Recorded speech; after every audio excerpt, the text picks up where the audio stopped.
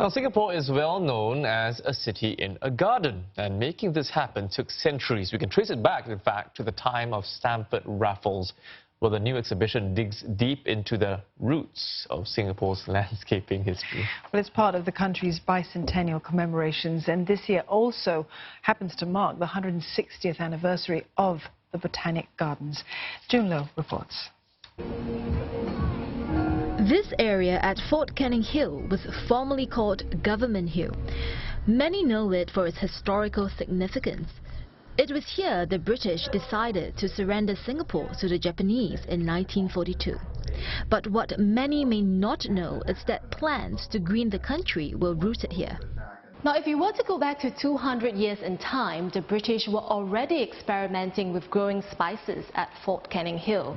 While the area may no longer be cultivating them, visitors can still get a sense of what the area may have smelled like at this interactive display. For those keen on photography, there are also panels showing the best spots for a picture-perfect shot. Other highlights include a digital map to discover parks and green spaces on the island, and a kiosk for the public to share their dreams for a greener and more sustainable future.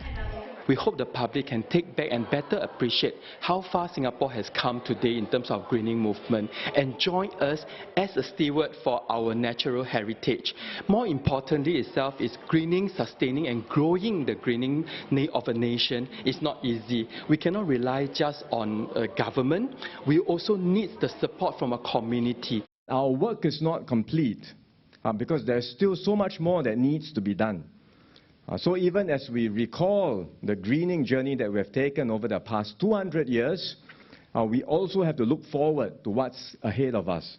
Singapore has plans to increase its green spaces by about 1,000 hectares in the next decade. The showcase at the Singapore Botanic Gardens CDL Green Gallery is by the National Parks Board and property firm City Developments. It will run till 10 November and admission is free.